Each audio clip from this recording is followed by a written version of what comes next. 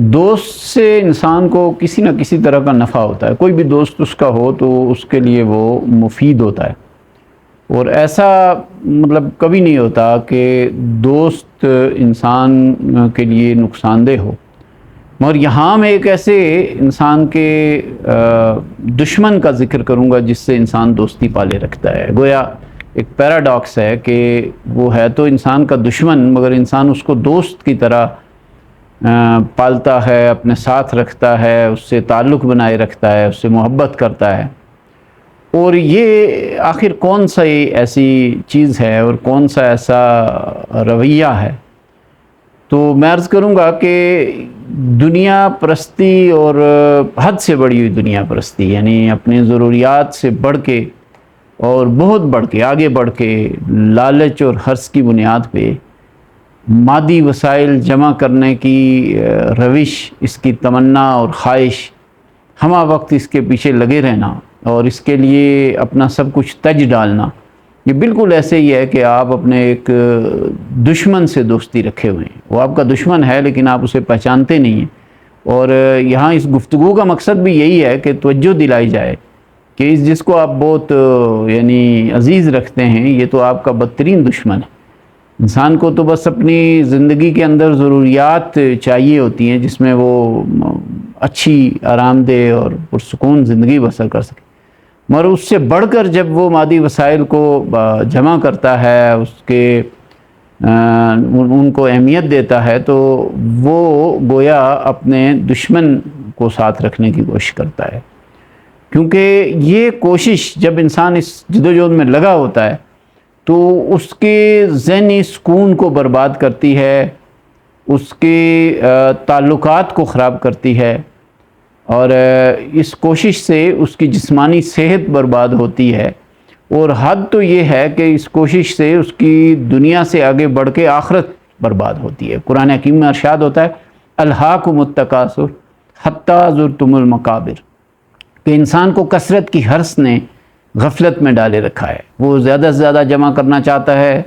دوسروں سے مادی وسائل میں مقابلے کے چکر میں پڑا رہتا ہے، اور دولت کو گن گن کے رکھتا ہے. یہ سارے معنی اس قرآن حکیم کی آیت میں ہیں، اور یہ چیزیں اسے اس وقت تک اس کے ساتھ رہتی ہیں یہاں تک کہ وہ قبر کے کنارے پہنچ جاتا ہے، مگر ابھی غافل ہوتا ہے، اور وہ ایک ایسی مشق کے اندر پڑا ہوتا ہے کہ جو اسے بہرحال نقصان دے رہی ہوتی ہے. وہ اپنی ضروریات سے بڑھ کے ظاہر ہے اپنی اولاد کے لیے، اپنی آنے والی نسلوں کے لیے، اور خاطر خواہ اپنے ایک شوق کی آبیاری کے لیے اور اپنے نفس کے اس مطالبے کے جواب میں یہ کوشش کر رہا ہوتا ہے. اور جس اولاد کے لیے وہ یہ کرتا ہے، بیشتر اوقات یہ دیکھا گیا ہے کہ ان میں بڑی تعداد، یعنی 90% سے زیادہ لوگ بعد میں یہی کہتے ہیں کہ ہمارے والدین نے کیا تو ہے لیکن یہ پلاٹ بہرحال ٹھیک جگہ نہیں خریدا، یہ جو ہے نا وہ انہوں نے صحیح فیصلہ نہیں کیا تھا، یہ مکان انہوں نے بنایا ہے مگر اسے توڑ کے بہتر بنانے کی ضرورت ہے.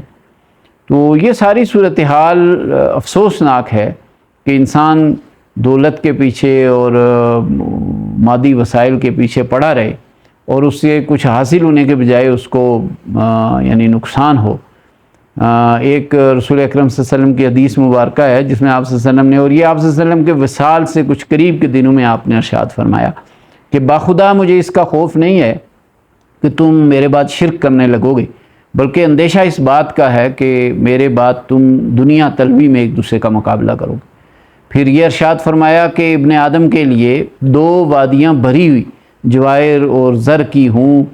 تو وہ تیسرے کی تمنا کرے گا. اور جو یہ فرمایا کہ دنیا مردار ہے اور اس کو چاہنے والے کتے ہیں، تو اس کی بڑی خوبصورت تشریح بڑی ایک مثال کے ذریعے سے امام غزالی رحمۃ اللہ نے فرمائی کہ انسان جو کتا ہوتا ہے اس کے سامنے اگر ایک 2 من کا 3 من کا مردار پڑا ہوا ہے تو اس میں سے وہ کلو بھی شاید نہ کھا سکے اور نہیں کھاتا، مگر اس کی وہ دوسرے کتوں کو پہلے بھونکتا ہے کہ وہ اس کے قریب نہ آ جائیں، باوجود اس کے کہ اسے پتہ ہے میں اس سے استفادہ نہیں کر سکوں گا، لیکن وہ چاہتا ہے یہ میرا رہے، میں اس کو جمع کیے رکھوں.